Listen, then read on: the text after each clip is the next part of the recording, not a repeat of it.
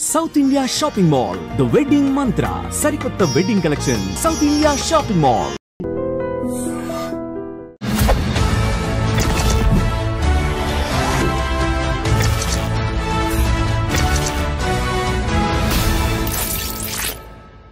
అందరికీ నమస్కారం. నేను Swaroopa Potlapalli. Welcome to iDream. Donald Trump America అధ్యక్షుడిగా రెండోసారి బాధ్యతలు చేపట్టిన తర్వాత తీసుకుంటున్న నిర్ణయాలు విదేశీయుల్లో గుబులు రేపుతున్నాయి. ప్రస్తుతం నాతో పాటు American studies expert Kannaganti Ramesh గారు ఉన్నారు. ఆయనతో మాట్లాడి వీసాలకు సంబంధించిన అనేక అప్డేట్స్ తెలుసుకుందాం. నమస్తే రమేష్ గారు. నమస్తే అండి. అనుకున్నట్టే అవుతోందండి. ఇంకా ట్రంప్ వచ్చాడంటే ఖచ్చితంగా వీసాల మీద అనేక రకాలైన డెసిషన్స్ తీసుకుంటారు అని అందరూ అనుకుంటూనే ఉన్నారు.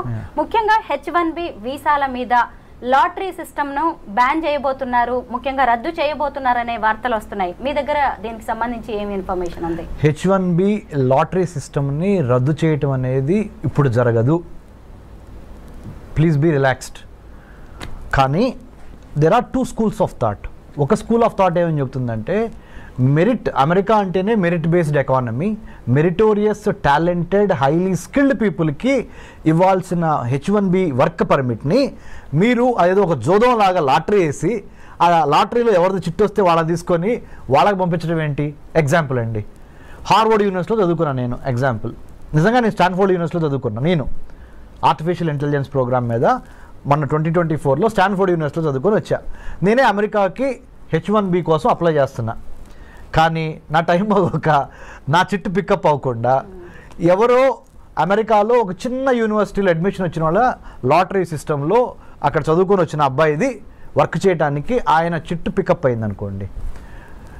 మరి నేను స్టాన్ఫోర్డ్లో చదువుకొని వచ్చాడు, అతను ఏదో చిన్న యూనివర్సిటీలో చదువుకొని వచ్చి ఇద్దరం వెళ్తుంది భుక్తి కోసమే. కానీ నా ఎడ్యుకేషనల్ క్వాలిఫికేషన్స్ అన్ని పక్కన పెట్టి ఆయనది పికప్ అయింది. అంటే నా మెరిట్ అసలు టెస్ట్ కాకుండానే, నా మెరిట్ జడ్జిమెంట్కి రాకుండానే, దాని పరిగణలోకి తీసుకోకుండానే ఏదో లాటరీ వేసి లాటరీలో చిట్టిస్తే ఎంత పెయిన్గా ఉంటుంది మేడం. ఇది ఒక స్కూల్ ఆఫ్ థాట్, ఒక section of society argument. It should be on merit basis, not on the lottery chit pickup basis. Second rung of people ఏం చెబుతున్నారంటే, వర్ణాలు, వర్గాలు, తరతమ భేదాలు, ఉన్నోళ్ళు లేనోళ్ళు ఇవన్నీ మాకు సంబంధం లేదు. చిట్ ఎవరికి వస్తే వాళ్ళకి కూడా వదిలిపోయాయి. ఈజీ అవుద్ది. మేము అప్పుడు ఫెయిర్గా ఉన్నట్టు ఉంటుంది, జడ్జిమెంట్గా ఉన్నట్టు ఉంటుంది. అంటే we are not being judgemental, we are very fair and transparent. Whoever chit gets picked up or lottery gets picked up, he or she will get the H1B permit. So ఇదే ఫెయిర్ మోడల్ అని కొంతమంది. So ఇటువేమో merit అని, ఇటువైపు ఏమో lottery based అని. చివరికి ఇప్పుడు 2025 హైదరాబాద్లో ఐ డ్రీమ్ స్టూడియోలో స్వరూప పొట్లపల్లి గారితో నేను కూర్చొని రమేష్ కన్నగంటి మాట్లాడుతున్న ఈ తరుణంలో ఇప్పుడు ఉన్న రూల్ ఏంటి అంటే, చిట్టు ద్వారానే, లాటరీ ద్వారానే పికప్ అయ్యేదే H1Bకి వెళ్తుంది. కానీ ఇంకా అది రద్దు కాలేదు ఆ system. This is the fact. కానీ మనలాంటి వాళ్ళం మాట్లాడుకున్నప్పుడు ఖచ్చితంగా ఒక టాలెంట్ అనేది లక్ డిసైడ్ చేయకూడదు. అవును కదా. మరి ఇప్పుడు ఈ లాటరీ సిస్టమ్ తీసేస్తే మంచిదంటారా, తీయకపోతే మంచిదంటారా? ప్లస్లు ఏంటి, మైనస్లు ఏంటి? చాలా మంచి ప్రశ్న, చాలా తెలివైన ప్రశ్న అడిగారు మీరు. అంటే పబ్లిక్ పల్స్ కూడా ఇలాంటి ప్రశ్న కోసం ఎదురు చూస్తూ ఉండుంటుంది. ఒక మెరిటోరియస్ స్టూడెంట్గా కింద నుంచి చదువుకొని, అంటే స్కాలర్షిప్స్ మీద, మెరిట్ మీద చదువుకొని పైకి వచ్చిన వాడిగా, ఆబ్వియస్లీ నా personal opinion, I will vote for the merit based system. కానీ life is not fair. Life is not bed of roses. Life cannot be in black and white. There are areas of grey, right? There are colours of grey. కాబట్టి ప్రస్తుతానికి ఒక కొత్త model evolve అయ్యే వరకు we have to follow this model only. This model indicates lottery system of H1B, so that I'm not being partial, I'm not being judgemental, I'm not being selective, I'm not being biased అనేది crystal క్లియర్గా ఉంది. కానీ this is not fair. ఎందుకు? మీరు అన్నట్టుగా talent ఒకటి, luck ఒకటి. నా లక్ బాగుండి నాకు వచ్చింది, నా టాలెంటెడ్ రాలా. మరి రేపు నన్ను తీసుకునే ఎంప్లాయర్ ఉన్నాడు అనుకోండి, అక్కడ అమెరికాలో పెద్ద కంపెనీ ఇన్ఫోసిసే ఉందనుకోండి మేడం, లేకపోతే బిల్ గేట్స్, మన మైక్రోసాఫ్టే ఉందనుకోండి మేడం. నేను లాటరీ ద్వారా పికప్ అయ్యి వచ్చాను. నేను మెరిట్ బేస్డ్ మీద రాలా. అంటే నేను చదువుకుంది స్టాన్ఫోర్డ్ యూనివర్సిటీ, లెక్క ప్రకారం నాకు రావాలి, కానీ నాకు రాలేదు.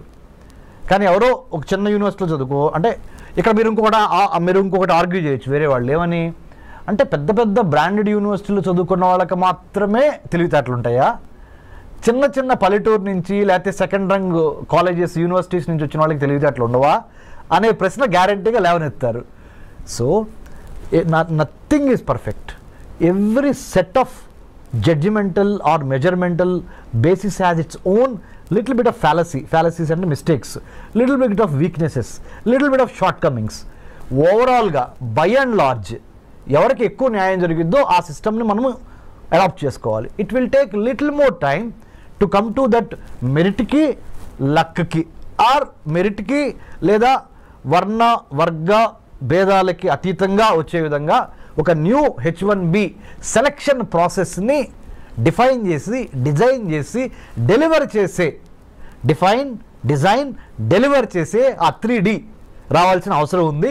దాంట్లో భాగంగా మేధావులంతా కూర్చొని పాలసీ మేకర్సు, ఎడ్యుకేషనిస్టులు, ఇండస్ట్రియలిస్టులు అందరూ కూర్చొని ఒక న్యూ సిస్టమ్ని బయటికి తీసుకురావాల్సిన అవసరం ఉంది. How do you accommodate A competent, A transparent, A meritorious, A talented guy or girl to work in the United States of America based on the merit base, not on the luck base. ఆ సిస్టానికి రావడానికి we are evolving. ఎందుకంటే Rome is not built over night కదా, తప్పులు జరుగుతూ ఉంటాయి, నేర్చుకుంటూ ఉంటాం, వాటిల్లో నుంచి ఇవాల్వ్ అయి వస్తూ ఉంటాం. ఐఎమ్ షూర్ స్వరూప గారు in the days to come in very near future I think United states customs and immigration agency will go in to that direction under the department of homeland security. H1B వీసాలో కొత్తగా ఏమైనా మార్పులు తీసుకొచ్చే chances ఉన్నాయంటారా? I think that's a smart question. Again, you know why? Given the Immigration and Customs Enforcement Agency, given the United States Customs and Immigration Office, given the new geopolitical, geostrategic realities of Russia, Ukraine on the one hand, Israel, Palestine on the other hand, North Korea, South Korea, China, Taiwan, ఇవన్నీ global flash points, గొడవలు జరుగుతున్నాయి, యుద్ధాలు జరుగుతున్నాయి. వీటన్నిటికీ తోడుగా post COVID-19 world ఆర్డర్లో Covid తర్వాత వచ్చిన ప్రపంచంలో రాజకీయ, ఆర్థిక, సామాజిక, సాంఘిక పరమైన మార్పులు ప్రస్ఫుటంగా కనపడుతున్నాయి. ఆర్థికంగా అమెరికా కుదేలవుతున్న దశ ఇది. For your kind information, America ఆర్థిక బలాలన్నీ వీగిపోతున్నాయి. The economic tremors, the political tremors, the technological tremors are really shifting the pendulum in the other direction. Asia ప్రాంతంలో ఉన్న చైనా వైపుకి ప్రపంచ ఆర్థిక, రాజకీయ, వర్తక, వాణిజ్య, వ్యాపార సంబంధాలు చైనా వైపుకి ఇన్ ఫేవర్గా పవనాలు ఇటు మూవ్ అవుతున్నాయి. మంచికో చెడుకో we have to wait and see. But having known this fact, United States of America has got a wake up call. అందుకని మన ట్రంప్ గారు కూడా అన్నారు, hey it's a wake up call from China, People's Republic of China. You know what is it? DeepSeek R1 అనే ఒక కొత్త AI మోడల్ని, chat bot ఇప్పుడు ఏదైతే ఉందో చాట్ GPT లాంటి ఒక మోడల్, కొన్ని $1 బిలియన్ ఖర్చు పెట్టి చాట్ GPTని మనం తయారు చేస్తే, అలాంటి దాన్ని DeepSeek R1 అనే ఒక మోడల్ని చైనా వాడు $5.5 మిలియన్ తయారు చేశాడు. మనమేమో దాని మీద 100 కోట్లు 1000 కోట్లు ఖర్చు పెడుతున్నాం. మనకేమన్నా పిచ్చి పట్టిందా, లేకపోతే మనకేమన్నా తెలివితేటలు లేవా అని మనల్ని మనం ప్రశ్నించుకోవాల్సిన అవసరము, అఘాయిత్యము, సందర్భము ఏర్పడినవి అని సాక్షాత్తు 47th president of the United States of America Donald Trump has given a public statement. అంటే చైనా మ్యానుఫ్యాక్చరింగ్ స్పేస్ని, సైబర్ స్పేస్ని, మ్యారిటైమ్ స్పేస్ని, పొలిటికల్ స్పేస్ని, సర్వీస్ సెక్టర్ స్పేస్ని ఆక్యుపై చేస్తుంది. ఎన్లార్జ్మెంట్, ఎంట్రాప్మెంట్, ఎన్సర్కిల్మెంట్ అనే 3 విధానాల ద్వారా ప్రపంచంలో ఉన్న వర్తక, వాణిజ్య, వ్యాపార, సాహిత్య, రాజకీయ రంగాల్లో, ఆర్థిక రంగాల్లో తనదైన ముద్ర వేసుకోవటానికి చైనా నడుం బిగించి ఎన్లార్జ్మెంట్, ఎంట్రాప్మెంట్, ఎన్సర్కిల్మెంట్ అనే 3 స్ట్రాటజీల ద్వారా చాప కింద నీరులాగా ప్రవహిస్తున్న తీరుని అమెరికా గ్రహించింది. అమెరికాతో పాటు ఇండియా గ్రహించింది. ఇండియాతో పాటు ఆస్ట్రేలియా, జపాన్, మిగతా దేశాలు కూడా గమనించినాయి.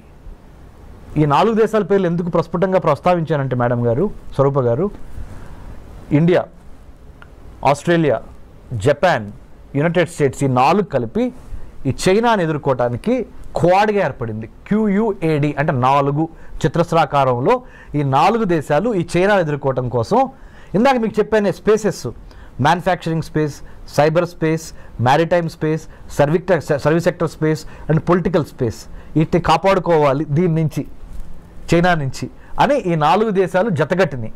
వీటితో పాటుగా భారత్ అంటే వీటిలో ఒకటైన భారత్ ఇటు బ్రిక్స్ని మేనేజ్ చేయాలి.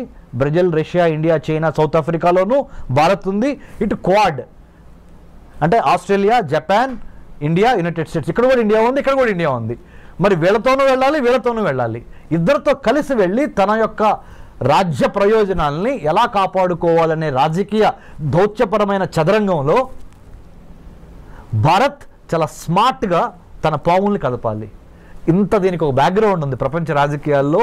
ఇప్పుడు జరుగుతున్న COVID-19 పరిణామం తర్వాత అమెరికా ఆర్థిక వ్యవస్థ కుప్పగూలిపోయి, అందుకనే let's make America great again అనే నినాదంతో ప్రెసిడెంట్ ట్రంప్ ఎందుకు అధికారంలోకి వచ్చాడు అంటే, ఉన్న వాళ్ళకి అమెరికా పౌరులకి ముందల విద్య, వైద్యం, ఆరోగ్యం, పర్యావరణం, వాళ్ళకి భద్రత, ఉపాధి ఇవ్వగలిగితే తర్వాత మిగిలింది ఏదన్నా ఉంటే ప్రపంచ దేశాలకు పంచిపెడతాము అనే ఒక బేసిక్ నాలెడ్జ్ నుంచి, బేసిక్ ఐడియాలజికల్ ప్రిమైజ్ నుంచి ఆయన let's make America great again అన్నాడు. అందుకని ఇండియాకి నిన్నగాక మొన్న $21 మిలియన్ రద్దు చేశారు US ఎయిడ్ నుంచి. ఇది ఇండియాలో ప్రజాస్వామ్యాన్ని పెంపొందించడానికి, ఎలక్షన్స్ని పెంపొందించడానికి $21 మిలియన్ శాంక్షన్ అయి ఉంటే దాన్ని రద్దు చేసేశారు Elon Musk, department of government efficiency, కొత్త డిపార్ట్మెంట్ వాళ్ళు. ఎందుకంటే ముందర మన దేశం గురించి మనం ఆలోచిద్దాం. అది అమెరికా, అది భారత్ కానీ, నేపాల్ కానీ, బంగ్లాదేశ్ కానీ, ఏ దేశమైనా మనకెందుకయ్యా, America first, let's make America great again అనే నిదానంతో ట్రంప్ ఉన్నాడు. కాబట్టి దీనికి ఎంత బ్యాక్గ్రౌండ్ ఉంది. ఐ డ్రీమ్ ద్వారా, మీ ద్వారా, you are such a senior journalist with so much of hard work that you have put in the capital of India and elsewhere in the country. So my humble appeal to iDream viewers is, అర్థం చేసుకోండి, America యొక్క ఆర్థిక వ్యవస్థ పరిస్థితి బాగోలేదు.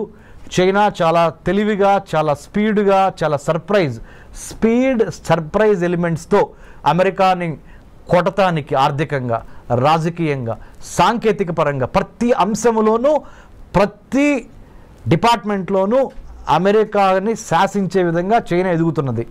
కాబట్టి భారత్ ఏం చేయాలి అంటే, ప్రపంచ రాజకీయాల్ని ఒక తెలుగువాడిగా మనం గమనించి చాలా స్మార్ట్గా మన ఆర్థిక, రాజకీయ, వర్తక, వ్యాపార, వాణిజ్య ప్రయోజనాల్ని కాపాడుకుంటా ఇటు అమెరికాతోనూ ఉండాలి, ఇటు చైనాతోనూ ఉండాలి, ఇటు రష్యాతోనూ ఉండాలి, ఇటు యూరోపియన్ యూనియన్తోనూ ఉండాలి అనే ఒక smart, the combination of muscle power and then mind power, ఈ రెండు కలిపి స్మార్ట్ పవర్గా ఎదిగి మనల్ని మనం కాపాడుకోవటం చాలా ఇంపార్టెంట్. ఇలాంటి పరిస్థితుల్లో మరి ముఖ్యంగా కొత్త అధ్యక్షుడు వచ్చినప్పుడు కొత్త ఆశయాలతో వస్తూ ఉంటాడు.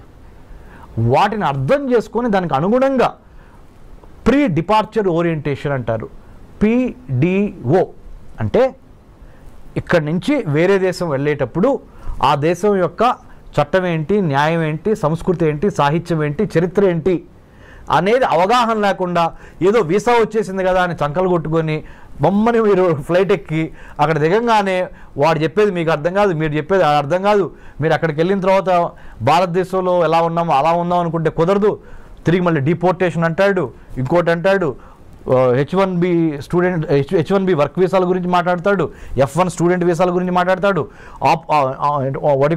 ఆప్షనల్ ప్రాక్టికల్ ట్రైనింగ్ 20 గంటల మించి చేయకూడదు అంటాడు. అర్థం కాక ఏం చేయాలి అర్థం కాక ఇవన్నీ కాకుండా ప్రీ డిపార్చర్ ఓరియంటేషన్, PDO అంటే వేరే దేశంలోకి, మన దేశం నుంచి వేరే దేశంలో కాలు పెట్టబోయే ముందల అక్కడ చేయవలసిన అంశాలు ఏంటి, చేయకూడని అంశాలు ఏంటి, అక్కడ రాజకీయం ఏంటి, చరిత్ర ఏంటి, సాహిత్యం ఏంటి, వర్తకం, వ్యాపారం, వాణిజ్యం అక్కడ ఎలా జరుగుతుంది అనే దాని మీద మినిమం కామన్ సెన్స్తో, మినిమం హోంవర్క్తో ప్లాన్, ప్రిపేర్, పర్స్పైర్, ఇన్స్పైర్ అనే విధంగా మనం అక్కడికి వెళ్తే మంచిది. 2025లో H1B వీసా రెన్యువల్ ప్రాసెస్ ఎలా ఉండబోతోంది? 2025లో ఏమైనా మారే ఛాన్సెస్ ఉన్నాయా? ఓకే, రెన్యువల్కి సంబంధించినంతవరకు గుడ్ న్యూస్. మంచి ప్రశ్న అగైన్. ఎందుకు చెప్పనా, ఇప్పుడు వరకు 2024 మ్యాక్సిమం 2024 2023-2024 ప్రథమాంకం వరకు, ద ఫస్ట్ పార్ట్ ఆఫ్ 2024 వరకు ఏంటి, H1B వీసా రెన్యువల్ కావాలంటే మీరు ఉదాహరణ, నా పేరు డాక్టర్ రమేష్ కన్నిగంటి, నేనే అనుకోండి, నేను అమెరికాలో సిలికాన్ వ్యాలీలో సియాటల్, శాన్ ఫ్రాన్సిస్కో, బే ఏరియాలో నేను లెట్సే మైక్రోసాఫ్ట్లో పనిచేస్తున్నా. H1B మీద నేను అమెరికా వెళ్ళి ఒక 3 ఏళ్ళు జాబ్ చేశా. మళ్ళీ నేను రెన్యువల్ చేయించుకోవాలి. అక్కడి నుంచి ఇండియా వచ్చి ఇండియాలో కొన్నాళ్ళు గడిపి మళ్ళీ I have to renew my H1B. దానికి సొంత దేశానికి తిరిగి రావాల్సి వచ్చేది. అప్పుడు నేను అక్కడ ఆ ఎంప్లాయర్కి నేను ఎంప్లాయీ, ఆయన ఎంప్లాయర్, నాకు ఉద్యోగం ఇచ్చిన ఆయన, నేను ఉద్యోగం చేస్తున్నానండి. మా ఇద్దరికి మధ్య కొంత కమ్యూనికేషన్ కావాలి, మళ్ళీ మీ ఇద్దరు అడ్జస్ట్ అవ్వాలి. నిన్నటి వరకు అక్కడ జాబ్ చేస్తా, ఒకేసారి మళ్ళీ ఇండియా వచ్చి ఇండియాలో మళ్ళీ ఫుడ్, క్లైమేట్ ఇవన్నీ అడ్జస్ట్ అయ్యి మళ్ళీ ఇక్కడి నుంచి మళ్ళీ అదే జాబ్కి వెళ్ళేటప్పటికి కొంత టైం పట్టేది. సో ఇదంతా ఎందుకు టైం వేస్ట్ బ్యాచ్ అని ప్రధానమంత్రి మోడీ గారు ఎప్పటి నుంచో అమెరికన్ ప్రెసిడెంట్ బైడెన్ని అడిగారు, ఇప్పుడు ట్రంప్ గారిని మొన్న కూడా అడిగారు, మీరు H1B రెన్యువల్ అమెరికాలోనే ఉండి మా భారతీయులకి రెన్యూ చేసుకునే అవకాశం ఇవ్వండి అనగానే వాళ్ళు ఒప్పుకున్నారు. ఇప్పుడు now they are going to give us the chance to renew our H1B by being in the United States of America. You don't need to come back to India. H1B visa మీద ఉన్న వారికి జన్మతః వచ్చే ఈ పౌరసత్వ రద్దు అనేది కూడా వాళ్ళ మీద ఎలాంటి ప్రభావం చూపించే అవకాశం ఉంది? అంటే H1Bని ఒక్క నిమిషం పక్కన పెడితే స్వరూప గారు, మొన్నటి వరకు 1789 జార్జ్ వాషింగ్టన్ ప్రథమ American president, 47th president of the United States of America Donald Trump. Donald Trump ప్రమాణ స్వీకారం ముందల వరకు, అంటే జనవరి 2025 జనవరి 20 వరకు ఏంటంటే, ఆ దేశంలో కనుక ఒక ప్రెగ్నెంట్ లేడీ జన్మనిస్తే ఆటోమేటిక్గా అబ్బాయికి కానీ అమ్మాయికి కానీ ఆ అమెరికన్ పౌరసత్వం వచ్చేసేది. కానీ ట్రంప్ ఏం చేశాడు, అమెరికన్ పౌరసత్వం ఇవ్వటం ఈజీ, కానీ పౌరసత్వం ఇచ్చిన తర్వాత బెనిఫిట్స్ కూడా ఇవ్వాల్సి వస్తున్నాయి. ఆ బెనిఫిట్స్కి అయ్యే డబ్బులు ఖర్చు ఎంత అవుద్ది అంటే, when you are pregnant, you are coming and delivering a baby in my country, that is United States of America. The moment your baby is born on this land, he or she becomes a American citizen కదా. మరి American సిటిజన్ని మళ్ళీ protect చేసుకోవాల్సిన బాధ్యత ఎవరిది? నాదే కదా, అంటే being the American president. So దానికి అయ్యే ఖర్చు ఎంత, దానికి అయ్యే నా బరువు ఎంత, బాధ్యత ఎంత అని వాళ్ళు బేరీజ్ చేసుకొని, ఎందుకంటే ఆయన బిజినెస్ మ్యాన్ కదా, బేరీజ్ వేసుకొని నా వల్ల కాదు బాబు, ఇక నుంచి ఏం చేద్దామంటే అమెరికాలో వచ్చి అమెరికన్లో డెలివరీ అయిన ఏ బేబీకైనా 2-3 కండిషన్స్ పెడుతున్నా. తండ్రి కానీ తల్లి కానీ పౌరసత్వం అయినా అయి ఉండాలి, లేదా గ్రీన్ కార్డ్ అయినా అయి ఉండాలి,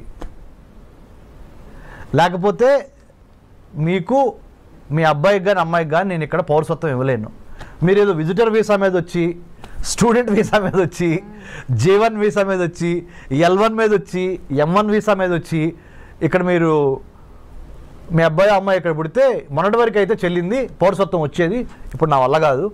because America doesn't have that kind of money or that kind of wherewithal to protect your child, because I have to give you all the American సిటిజన్షిప్కి ఉన్న బెనిఫిట్స్ అన్ని ఇవ్వాల్సి వస్తుంది. I'm not in a position for the time being. రేపొద్దున వేరే president వచ్చిన తర్వాత, president ట్రంప్కి ఇది సెకండ్ టర్మ్, ఫైనల్ టర్మ్, రేపొద్దున వేరే ప్రెసిడెంట్ వచ్చిన తర్వాత ఆయన మారిస్తే నాకు సంబంధం లేదు. నేను దిగిపోయే వరకు, అంటే 2025 నుంచి అనదర్ 4 years 2029 వరకు నేను మట్టికి మీకు అమెరికా పౌరసత్వం ఇవ్వలేను. బర్త్ రైట్ సిటిజన్షిప్ అనేది మీ బర్త్ రైట్ అని మొన్నటి వరకు అన్నారు కదా, అది ఇప్పుడు కాదు. మీకు బర్త్ రైట్ కావాలి, సిటిజన్షిప్ కావాలి అంటే అమెరికాలో కొన్ని కండిషన్స్ ఉన్నాయి. కండిషన్ నెంబర్ 1, భార్యాభర్తల్లో ఒకళ్ళకి పౌరులై ఉండాలి, అమెరికా పౌరులు. రెండో కండిషన్, కనీసం గ్రీన్ కార్డ్ అయి ఉండాలి. ఈ 2 కండిషన్స్ పెట్టారండి. Thank you so much Ramesh గారు. థ్యాంక్ యూ స్వరూప గారు, థ్యాంక్ యూ వెరీ మచ్.